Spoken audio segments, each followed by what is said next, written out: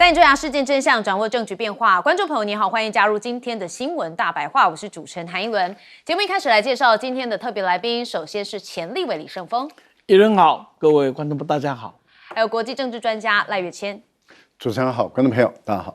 好，稍后郭正亮亮哥也会加入我们现场。不过还是要带大家先来关心现在的国际局势发展，尤其在中东部分哦，现在是战云密布，而且看到川普他就说嘛，他们斩首了48位的高层哦，所以大家就想说，这个区域的战争是不是全面的要引爆了？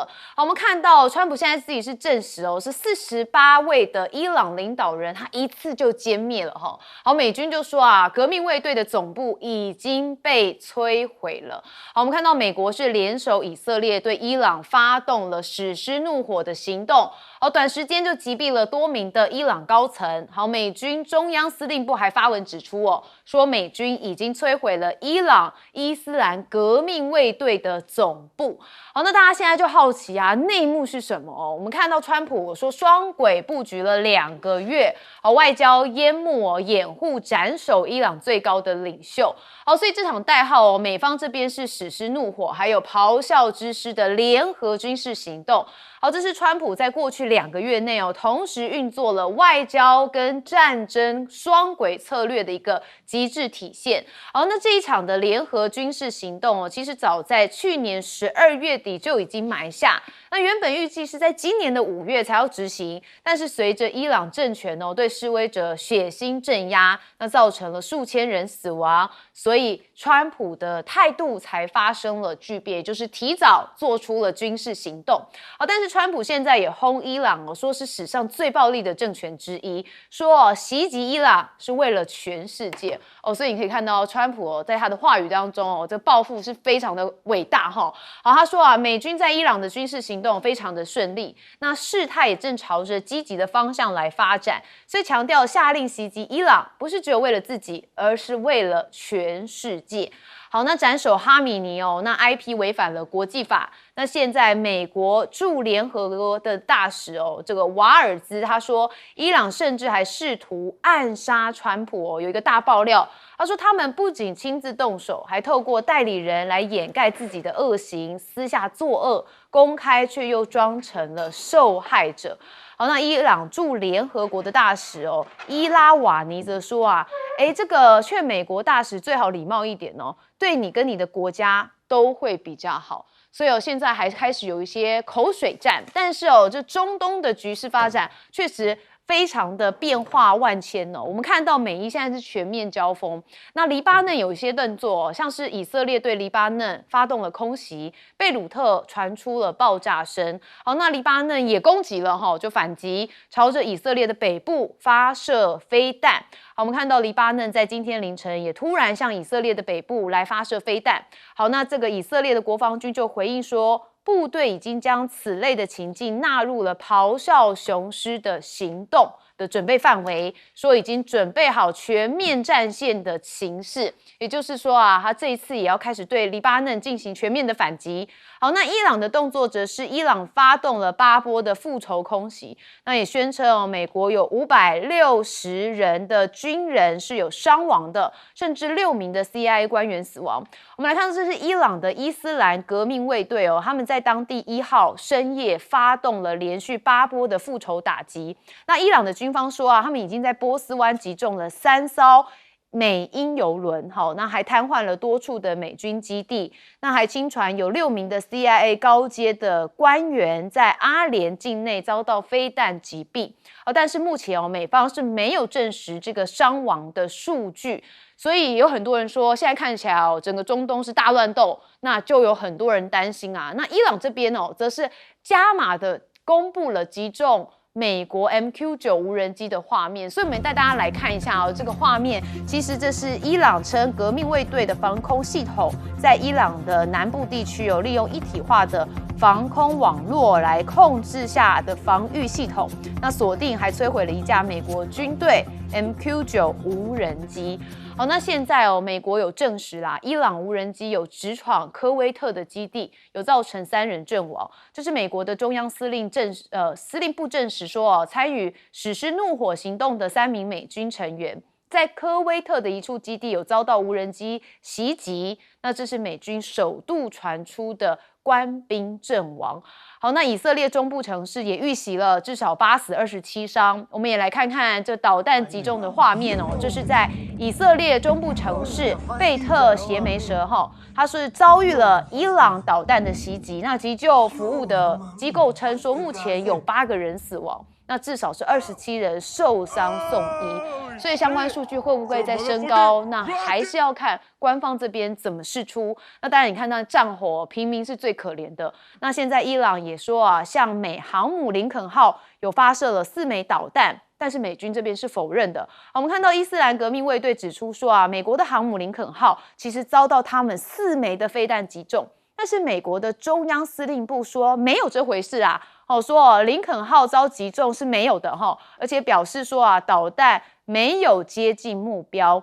那中国驻伊朗的大使馆则通报说啊，在伊朗的公民以下撤离通道可以通行所以中国这部分是有积极的来撤离他们自己的公民，好避免被战火波及。好，我们还是看到一开始现在。当然，川普认为自己的出兵是名正言顺但是看在很多人眼里，觉得又来之前是委内瑞拉现在又变成了是伊朗。那川普的种种行径，我们先问亮哥。现在双方假新闻都很多了，我们只能够就比较确实的那个攻击的前一天阿曼的外交部长表示和谈就是核协议。有这个大幅的进展，说成功就在咫尺之内。他这样讲说伊朗愿意对核武的所有的议题都愿意交出来，隔天就被打了。所以请问美国你的目的是什么？你难道打伊朗不就是为了希望他不要有核武吗？大家不要忘了那个。奥巴马在2015年签了核协议，2017年就是川普退出的。那川普这一次又用核武当议题，然后谈了2-3个月，对不对？然后他以武逼谈嘛，就是把军舰飞机都开到附近，有效果，所以伊朗愿意让步结果隔天就被打，你不觉得听起来跟偷袭珍珠港完全一样吗？日本的代表在华盛顿谈判，隔天就是偷袭珍珠港。然后偷袭之后说你的目的不是核武，而是政权轮替。你去想想这是什么东西啦？所以民主党的贺锦丽第一时间我坦白说像这个美国对外的战争，很少有政党的领袖会第一时间就出来表达反对。贺锦丽第一时间就说，试图政权轮替的伊朗战争，我反对。所以民主党现在一个一个跳出来他现在要求在国会说要有那个战争授权法案，60天内一定要结束战争，否则你就是违法嘛，因为美国是有这个法律在的那川普不止违反国内法，违反国际法而且所有的盟友事先都不知道，所以我觉得这个就是偷袭啦。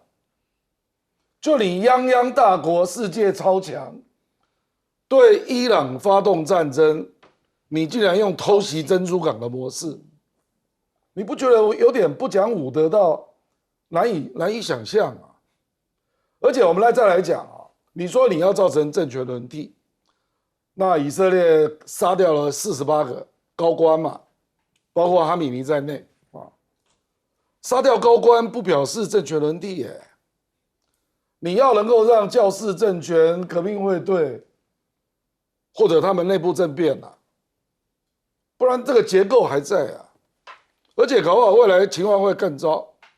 我今天看到一篇文章说哈米尼去年6月17号，他就是喊停火的人。他事实上在伊朗并不是强硬派他说以色列把最有权威来喊停火的人杀了，所以他不知道未来革命卫队的行动谁能够阻止。那个人写了这样的一篇文章那美国未来必然要面对一个挑战啊。第一个伊朗第一波的攻击时打了大概300到400颗飞弹，那美国认为它的存量大概是2300颗啊。那它的那个自杀无人机有8万架，这是美国的估计啦。所以坦白说，还是牛刀小试而已啦。而且他这一次非常奇特，他第一时间打了8个国家，打27个美军基地嘛，啊，然后接下来开始打经济目标。你可以看他去打杜拜的机场。那今天早上又听说去打以色列的那个海水淡化厂，啊，我跟你讲，这个要停是非常不容易的啦。所以我就不知道美国如何善后了，因为政权轮替你一时做不到啊。你又没有地面部队，那这个战争怎么结束？恐怕这个是未来最大的挑战。是，好，赖老师怎么看？川普不能够用一个理由说啊，这个伊朗未来可能可以发展出洲际弹道导弹啊，所以会对美国的国家安全造成威胁，就把人家打了。啊，未来，那就不是说啊，伊朗现在有洲际弹道导弹。而且所有的专家认为说，伊朗要拥有洲际弹道导弹，在未来至少要10年。那你为了未来10年，你认为它可以发展出这个洲际弹道导弹，你就把人家打了。那请问一下，俄罗斯也可以说，未来乌克兰可能会威胁到它的安全，他当然要把乌克兰打了嘛。那他也有一天，他也可以说，未来波罗的海3国可能影响到俄罗斯的国家安全。他也可以把波罗的海打了，大陆也可以说现在的高市早苗要恢复军国主义啊，现在要做武器啊，他未来会对中国大陆构成安全，他也可以把这个把日本就打了，把他的所有的军工企业打了1000多个地方，全部把它摧毁。那以后所有的国家都可以这样干了，只要强权都可以这样干，都可以天下大乱。我觉得不讲道理到这个地步，如果说还有国家附和他，那些国家就是寡廉鲜耻。不过我已经知道有3个国家支持他了，那就是寡廉鲜耻，一个就是德国，一个法国，一个英国，还有一个日本。日本也出来了，也表态了，全面支持。对，4个国家寡廉鲜耻，所以这4个国家都已经可以被打了。也就是说，中国大陆完全可以把日本的这些。加拿大跟澳大利亚也支持，所以中国大陆已经可以把日本的这些军事设施，可以用同样理由，对不对？这个30啦、18啦什么的都把它打掉了，都可以用这个理由。另外一个就是刚刚郑亮讲说不讲武德，我完全支持。为什么？他出卖他的女婿，如果他的女婿跟他的密友，就是中东的特使是不知情的话。他就是直接出卖他的女婿，连女儿的女婿连女儿的丈夫都可以出卖。他们还在跟这个伊朗的外长，在阿曼的外长的这个协调下，还在进行谈判的时候，他就把人家打了。这叫做什么？如果他的女婿跟他的密友都不知情，那这个代表他是被出卖了，因为以后没有人再信任这2个人。这第一个。如果这2个人是知情，那他们的谈判就是诈术。所以他们2个人是诈骗犯呢，也就是说你在跟我玩这个谈判的这个诈术，其实你是准备要偷袭。哇，我觉得美国总统川普已经把他自己的家人，把他自己的密友，把一个整个美国搞得整个世界上道德沦丧到今天这个地步，那以后任何一个国家都可以胡搞瞎搞了。这个整个战后的国际秩序没有规则可言，坦白说就是一个强权，就是公理。谁有力量，谁有实力，谁敢打，谁敢耍狠，谁就拥有公理。我觉得这个世界大乱真的很糟。好，另外呢，我们来看，现在都在互爆战果啊。对于美国来讲，其实伊朗现在如果要击败美国，那就必须要拿出很多证据来。如果今天伊朗拿出很多证据，说你美国的军舰被打到了啊。你美国的基地死伤的人数不是你自己报的，就3个人死亡，5个人重伤，8个人轻伤。说那8个人已经恢复战斗了，然后呢，总共只有8个人，5个人重伤嘛，3个人。如果伊朗拿出更多的证据证明说你美国的中央司令部说谎，这个会影响到川普在国内的声望，因为最新的一个民调出来了，这个民调就是绝大部分人就支持川普军事行动的就27%。对。其他的都反对哦，有30几%是还在观望中，但是伤亡一增加，他们就取消他们的支持的态度，这代表什么？川普真正的危机是在内部，那要看伊朗表现的怎么样。顺峰委员怎么看？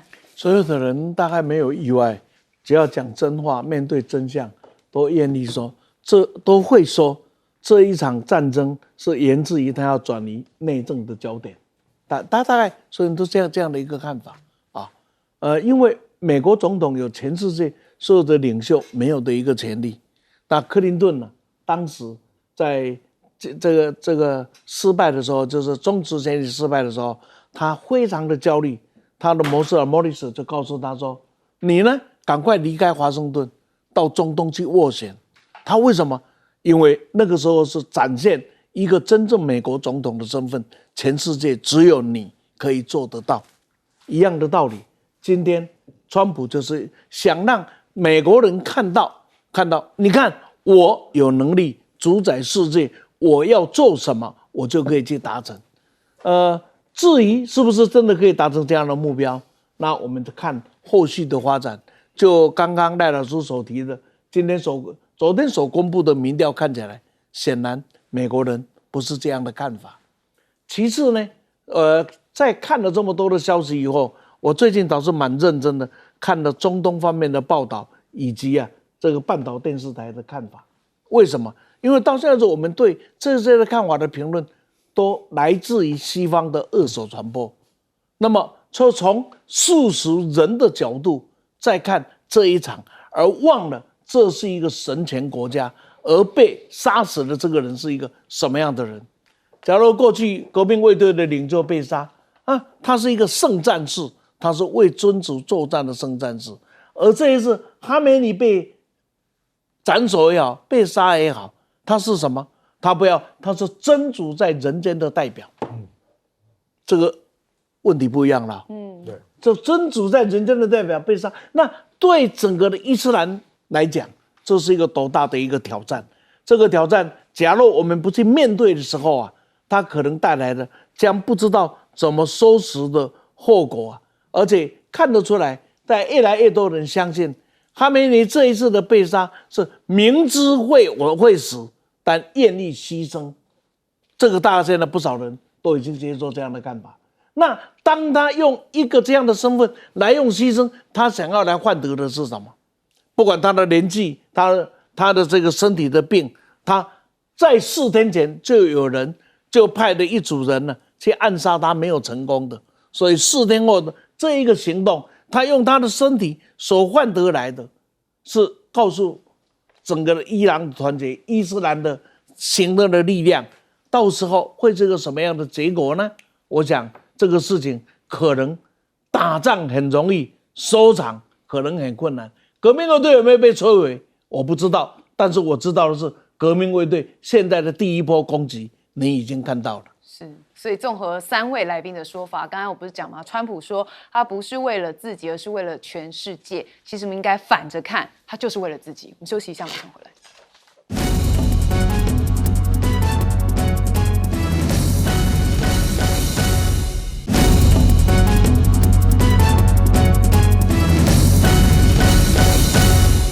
当然我们持续关心国际大事，也就是美国跟以色列联合击毙了这个伊朗的最高领袖哈米尼。好，那我们要看到各国的反应，尤其是中国、俄罗斯、北韩，他们是齐声的谴责。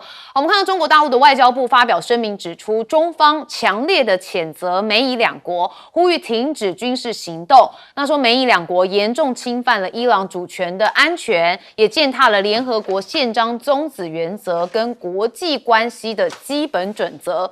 普京也发声了他说哈米尼跟其家人遭到杀害一事是损人这个利己的谋杀，说这次的行动是一场冷血谋杀，也违反了所有人类道德跟国际法的规范。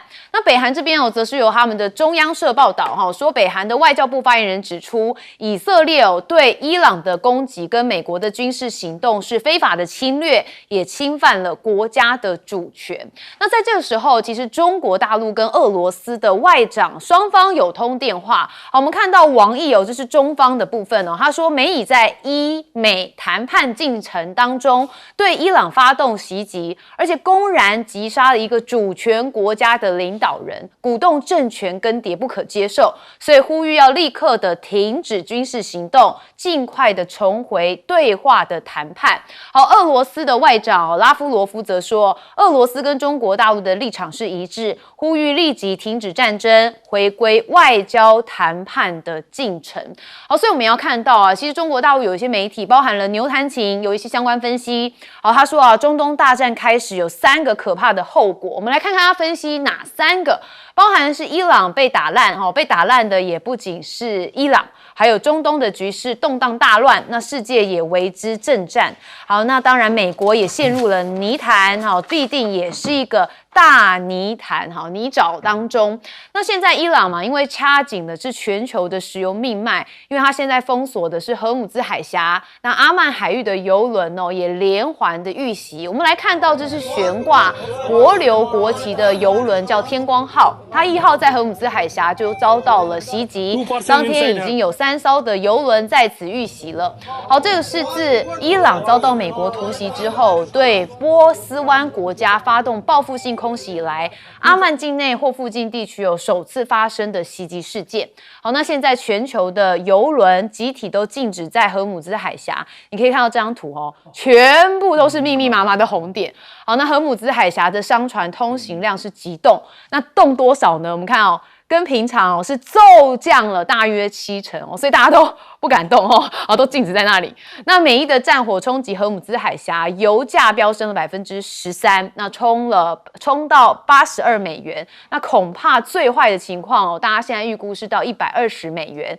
那川普接下来到底要怎么做？因为很多人说担心这样打下去不会伊朗的油价飙升吗？那美国的官员说其实没有讨论到动用战略石油的储备，因为他们说金融时报报道，象征华府评估攻打伊朗之后，油价的飙升应该是有限的。但真的是这样吗？我们来看看能源供应面的考验因为中国大陆这边大概有1/3的原油是经过荷姆兹海峡来运输。好，那还有看到是荷姆兹海峡经船停摆，196艘的油轮受困波斯湾，有内航街只剩2国的船敢走。因为被誉为世界油库阀门的荷姆兹海峡，交通现在已经完全停摆。海峡的2侧布满了滞留的船只，目前只有伊朗跟中国的船只仍然维持着航行，所以形成了惊人的对比。好，我们还是看到现在川普要跟伊朗继续谈好，不然就要继续轰好，我们看到他说伊朗的新任领导人这个川普说他想谈判而且他已经同意要跟这个新任领导人谈判了。好，但是大家很好奇，这新任领导人到底是谁那我们就看川普因为他最爱自己爆料，他没有讲谈判的时机，也没有透露伊朗的新任领导人是谁。好，那川普跟以色列又会在谈判的时间再度出手吗？大家也很好奇。好，那目前在伊朗的官方的报道当中是说阿拉菲他是暂时的带领最高的精神领袖的位置那直到他们选出了新任的最高领袖所以到底谁要跟这个川普谈，没有人知道目前。好，那当然川普也下令轰伊朗，那43%的美国人是不挺的。好，我们看到这是路透的最新民调，27%的受访者表示支持这次的攻击，但是4%的人是表示不支持。那也包含了1/4的共和党人认为川普太喜欢用军事力量了。好，那美国的媒体说亲中组织在美国全美煽动示威。我们大家来看一下这是针对美以联军的军事打击，包含了纽约时报的广场、亚特兰大、芝加哥等地都涌现了停止对伊朗开战的大型反战示威游行。但是纽约的邮报是说这波抗议活动背后有着被指控为中共喉舌的美国科技大跟星汉的资金来支持所以现在在美国的抗议当然川普自己做的也不对，但是在美国抗议却变成好像跟中国大陆是有连结的。好，我们来看一开始现在的中俄朝都是齐声的谴责西方，但看起来川普也没在理。我们先问亮哥，那个所谓亲中组织没有看到中国人他说是资金那怎么都是老外呢？真是奇怪了啊！我跟你讲，川普说那个阿拉菲要跟他谈，或者伊朗有代表要跟他谈，这个纯属瞎掰啦。他又已经有很多讯息出来了啊！美国透过意大利的代表去跟伊朗接触，伊朗断然拒绝，而且类似的新闻出现非常多次。因为阿拉菲没有权利谈，他是监护人，他是要协助召开专家会议，选出新的领袖，他没有权利谈啊，他叫做国内政权的监护，那要交给下一个最高领袖。尖交，对，所以他没有权利谈啊，所以这个就是瞎掰啦。为什么？因为他怕股市大跌啦，就故意在酝酿这种氛围。实际上，现在大家都在看几个大的动作啦。第一个就是伊朗这个新的领袖多久会形成啊？因为上一次1天就形成了，可是他也可能会拖好几个礼拜啊。那在这个氛围，那整个内部的整个伊朗国内的氛围是强硬的啦，你不可能淡下来嘛，死了那么多领导人啊。那接下来就是看伊朗在这个过程当中会做哪些攻击啦。因为今天早上就传出他去打以色列的海水净化厂，这个就很严重了。就你不是打军事目标，打民生然后比如说荷姆斯海峡全封到什么程度我们台湾今天不是要召开能源的国安会议吗？万一荷姆斯海峡被停2个礼拜了，我们最大的天然气进口国就是卡达。台湾怎么办？美国会来。我跟你讲，全世界都在抢天然气啦。我们理论上也可以美国自己也不够用，我们也可以跟马来西亚、跟澳洲买啊。可是可能大家都在买，大家都不够用。我的意思是说，所以接下来的动作，第一个应该是看伊朗到底要反击什么啦。那川普又说，你如果敢反击，我就要给你一个有史以来最大的反击。川普又说了我觉得大家先观察这2个动作怎么进行啊。现在完全没有谈的氛围，而且阿拉菲没有这个权利，这个就是现实状况那另外就是这个会导致油价上涨，那美国内部会怎么理解啦？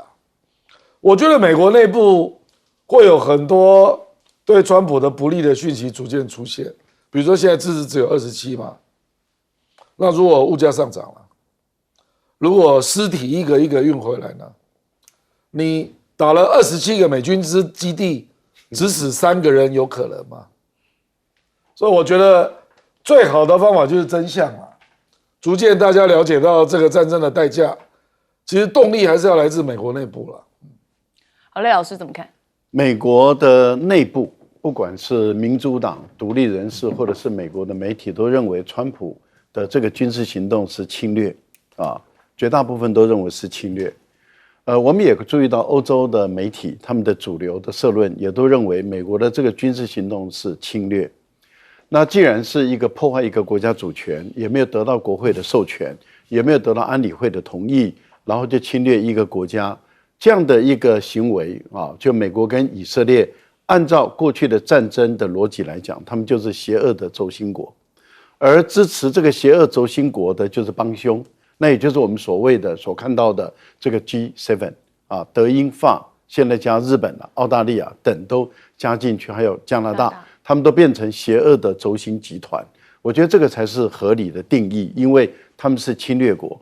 如果我们不这样做准确的定义的话，那你就不能说纳粹、军国主义或者是法西斯他们是轴心国了。因为他们当初是他们自己组成为一个轴心国，他们是在欧洲、在亚洲到处侵略。现在美国跟以色列也组成一个轴心国，他们到处在对伊朗、对中东国家、对马杜罗进行一种侵略，所以他们已经形成了一种邪恶的轴心国，支持他们的就是邪恶的轴心集团。我想这个是公然的道理，没有讲不通的。如果还讲不通，那就是他故意讲不通，那就是他本身已经罔顾是非道理了。还有一个，为什么日本的股市今天会重挫1000多点，就是因为赫尔木兹海峡目前来讲等于是形同于封锁了。那换言之，也就是说，美国没有本事把这个赫尔木兹海峡的海洋通道保证它的安全，让这些石油天然气可以运送出来，没有办法。那没有办法的情况下，日本本身的能源90%依赖中东地区的供油跟天然气，那日本当然股市大跌嘛。因为如果这个战争往后延1个礼拜、2个礼拜，甚至按照川普所说的1个月就是4个礼拜这样下去的话，那日本本身的经济会受到非常严重的挫伤。台湾呢？台湾的天然气能维持多久？2个礼拜，我们一般估计是2个礼拜。那台湾怎么办？好，那您刚刚提到了，大家都在抢油、抢天然气，说可以从马来西亚、可以从美国这边获得。那问题就在于你的 LNG 船呢？如果有一堆现在困在中东地区运不出去的话，那你抢船都抢不到，更不用讲天然气了。我觉得赖清德真的是要绷紧一点，这个部分里面不能掉以轻心了。对啊，所以不要说这只有中东战火，其实会波及到我们这个台湾的问题。好，我们问盛峰委员，这假消息混乱的时代里，比如刚刚特别提到纽约邮报啊，什么亲中团体啊，什么等等，纽约邮报听起来非常的高大上啊，它是个标准的仿冒品，因为有一个有名叫做华盛顿邮报，它起名叫这是梅朵集团当时设计的一个小报，所以听着邮报好像很高大上啊。事实上，这是一个极小的小报啊，甚至八卦报。那我们今天来看整个的伊朗的情势这样子，就不管谁接任，科梅尼的路线不会因为哈梅尼的死亡而终止。所以这个情况下，现在他能找谁谈呢？我认为谁都不会去谈，因为这一个没有定案以前，这一场战争大家看着办好了。荷姆斯海峡的影响会有多大？为了这个，我会仔细去把它看一下。中国大陆每天假若把陆运发挥到极致它现在有2条半的线，2条就是从这个伊朗直接透过铁路，那么经过中亚，然后到大陆，大概现在可以极致大概30万到70万趟每天。那这个量呢，远远比海运的少很多。但是当荷姆斯海峡被封锁的时候，还有一个国家，一个大国，它还有能力透过这里来不断的取得油源。更何况，假如报道没错的话，现在荷姆斯海峡好像只有2国的油轮呢可以通过。这个时候就有一个国家就很危险，有几个国家很危险。假如我们以大陆块来看，那么跟大陆没有连结的工业高度化国家就有问题了，日本、韩国、台湾，因为都要靠着海上的油源才有办法。到底会有多大的变化？但台湾还是不错台湾还是作用今天我看股市还是很勇很勇，跟日本不太一样那再过来再来看另外一个问题，值得我们大家来深思：美国还有资格当世界的领袖吗？这一场战争发生在什么？发生在谈判中。在这谈判中，我觉得谈判不好，我要对对方施压，打谈自由。但是从来你见过哪一次的打谈是斩首人家的领袖的？打谈是用局部的胜利来逼着我谈判中拿更好的东西，但是他是用这样的一个手法，说未开战就可以在谈判中把对方的领袖给予击毙。假如这个全世界都点不说一句话的话，那以后只要有强权足够的能力来干这种事，那谁又有资格来说不对呢？所以我非常的声言支持赖老师的讲法。新的轴心集团产生，假若不对自己的美国这样的盟友的道德来进行批判的话，有一天会反噬到你们这些人的身上。对啊，所以可怕的就是他们不仅没有这个反对，反而还是支持的。好，我们休息一下，马上回来。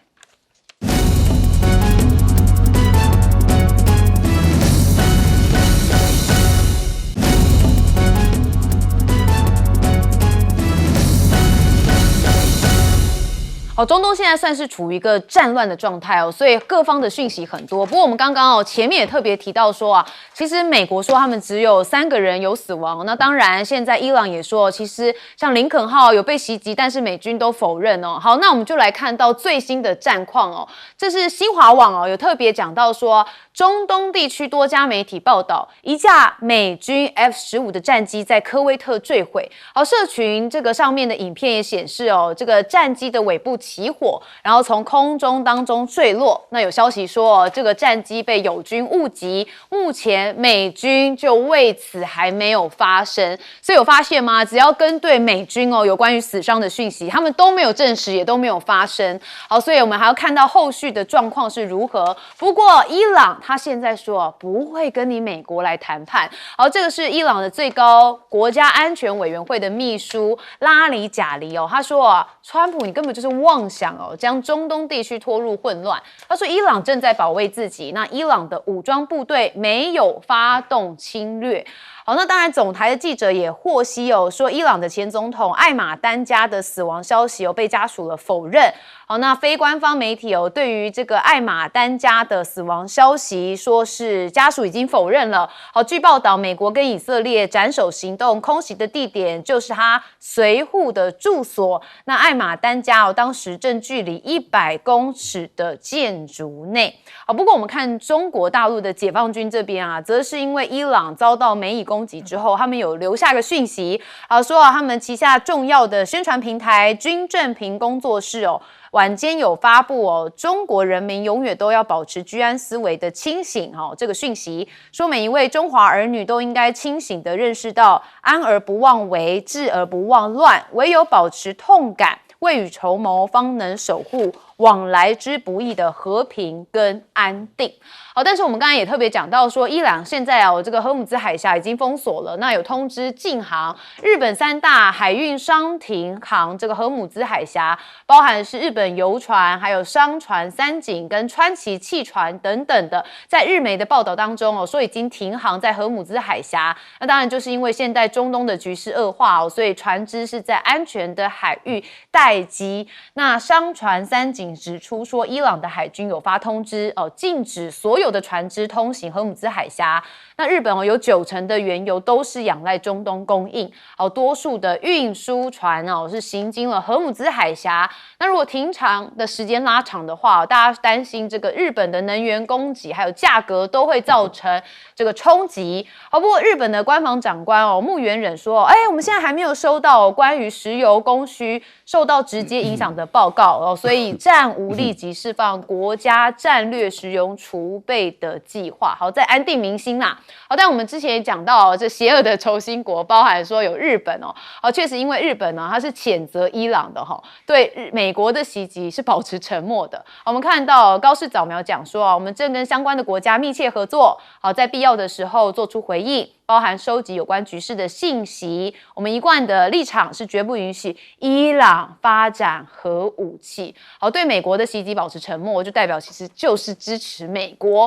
好，那在高市早苗部分大家想说中东战火这么危急，而且可能危及到日本的能源你还跑到了这个石川县站台助选这是助选知事的选举，所以也被批评说把政治的活动置于首相的职责之上。好，那现在到底会不会为川习会投下一个变数呢？我们看到中国大陆的学者倪乐雄，他是说以军事打击夺取战略优势是川普政府惯用的一个目标那石油是现代国家的血液，那中东是血库。虽然美国不缺石油，但是就是要掌握中东。好，那伊朗的问题核心是中国。美国智库认为川普的史诗之怒是在拔除北京在台海的棋子。好，那这当然想得有点远有点围魏救赵的感觉啦。那这是美国的智库的说法，好，我们当作参考。好，我们一样来看到最新的美以的这个战争局势说有一个美军的 F-15在科威特坠毁。我们一样先问亮哥。这个如果是自己操作产生这个坠毁的现象，这也没什么好谈的，才一架而已其实现在当然有很多的人就在猜测啦，就说川普可能不只是在转移国内的焦点啊，他可能也在幻想要建立一个石油帝国了啊。因为你想一想啊，美国加沙特阿拉伯，再加委内瑞拉，再加伊朗，那大概占全世界石油供应大概2/3。那美元不就依附在石油价格吗？所以川普一直都是支持石化能源的嘛，那事实上他去打委内瑞拉，大家都知道是为了石油嘛。那这么关注伊朗，难道是为了以色列吗？坦白讲，以色列有他的忧虑，我们可以理解啊，因为伊朗宪法明定要消灭以色列，所以如果发展出核武，那对以色列是很大的威胁。所以以色列要打伊朗啊，我不会意外啦。那美国为什么要打伊朗？因为伊朗又打不到美国，他飞弹他自己都出来讲，我说了飞弹最多射2000公里，根本打不到美国啊。所以你是不是有别的想法？那这种思考其实不是无的放矢啦，就是说你想一想，你如果是美国啊，你贸易战没赢，科技战眼看也没什么好玩的啊。那接下来金融战，你美元打金融战，你也会伤到自己啊。所以是不是川普就想到说，那我要垄断石油的这个控制权啊？他有一张王牌啦。对了，可是委内瑞拉的石油，他是不是已经掌握了，也很难说了。不过中国大陆确实从委内瑞拉跟伊朗得到打折的石油，所以省了不少钱。那川普现在委内瑞拉就是说，我要用市价卖给你嘛，啊，可是中国为什么要跟你买？因为石油有很多国家都有啊，我再跟俄罗斯买多一点可以吧？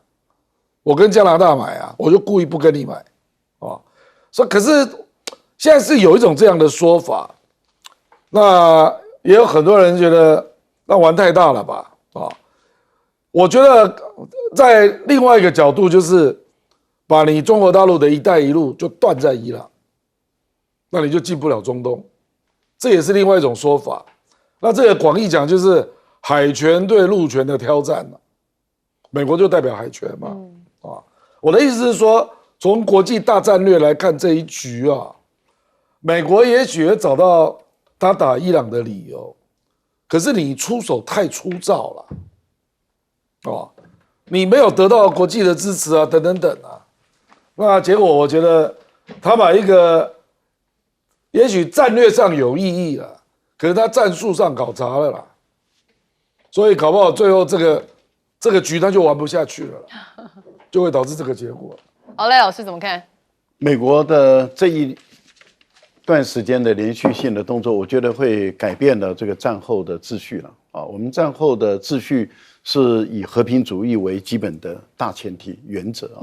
和平主义它的主张是一个国家拥有的是自我防卫的权利。所以通常是你在受到打击以后，你的才有动用武力的这个合法的正当性。那一般来讲的话，就是说你可以不用经过联合国安理会的同意，你就可以直接反击，那是因为你先被打。但是如果你开始都使用先发制人啊的这样的一个，就是说我只要我自己片面的、主动的啊、主观的感觉到威胁，我就直接打你，那这个就是先发制人。可是，在小布希时代，他还会装。找鲍威尔还会装一个肥皂粉啊，还会装说：“哎呦，这个伊拉克已经有核生化武器了，我好害怕啊！那所以我没办法，所以我采用这个先发制人的一个攻击。但是那个是好像迫在眉睫一样。可是现在川普的先发制人是未来式，未来式，那就已经这个没有和平主义了。也就是说，任何国家都可以找理由去攻打任何国家。”我觉得它会使解放军，会使中国大陆重新思考很多问题了。也就是说，过去解放军它的建军的原则基本上是被打反守，所以你会看都是自卫反击战，不管跟印度也好，跟越南也好，都是自卫反击。但是以后可能会改变了，改变的意思也就是说，只要你让我感受到威胁，那我也可以对你产生攻击了。那我觉得会让解放军的整个战争的思想说，我不再只是一个陈平时期的军队了，因为目前的世界的乱局，使解放军要随时敢战能战，而且要敢斗了。我觉得这个是一个世界的一个大变局的一个开始。我觉得对于大陆也在准备一个全面性的一个战争。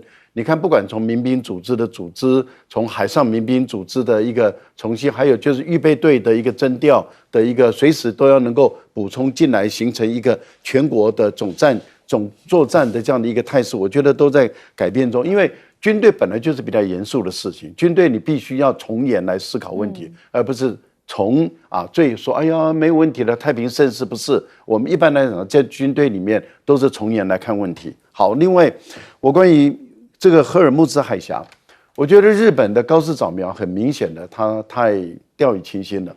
他认为他现在大权在握，他认为他现在还是要继续为他的党来服务。可是我觉得，如果在这一次的能源上没有处理好，我个人的推断是，高市早苗的声望可能就是现在开始有各种批判的声音开始出现的时候，就是他往下走的时候。好，顺风委员怎么看？一个想方设法要拥有核子武器的日本，既然站出来支持美国的理由是伊朗不可以搞有核子武器，没讲什么小话，我根本听不。那难怪跟民进党那么好逻辑错乱，这不是逻辑是一致的。这布里森斯基很有名的话，大家都知道，大基金里面提的，无论是要避免中国、伊朗跟俄罗斯的结盟这美国要避免。但美国今天的做法刚好是反其道而行。这个时候，在这一次战争里面出现的最大的挑战我觉得莫过于是一个陆前跟海前公开竞争撞击的开始。我们可以看看陆前，中国大陆今天在海前的部分它只拥有线，就是它从黄海一直到这个南海拥有线的防御能力，它没有全球面的部署能力。但是就陆前的部分那各位看，以中国为中心，一带一路的这样子的一个布局，加上它的陆运，加上它的这个铁路运所以经过了中亚进欧洲进这一个线直接慢慢的建构起来，基本上部分的面已经是建构。那相对的美国在海前它拥有面，全世界没有第二个国家有美国那样子在全球的海前上才有面，但是在陆前上现在只有点，不但点，而且现在正在快速的撤退中。所以在这样的一个情境里面，美国是不是借着这一次跟伊朗的战争里面，会把中国大陆以陆前为发展的另外一种形态可以改变掉呢？但是这个冲突难免是会发生的。那么显然这一场战争里就提前把这个东西给爆炸出来了。所以有人另外一个讲法，这个讲法说，到底这场战争谁是后裔者？这个很好玩。他们从人的角度来看，第一个后裔者就是纳坦雅夫，因为他这个政权是岌岌可危，因为这样子他保住了，对不对？那第二个后裔者可能是普丁，为什么？因为显然乌克兰他现在减少压力，他可以极尽各种方式的继续蹂躏下去了。那么这再过来川普现在是一个赌博者，输赢那就不知道了。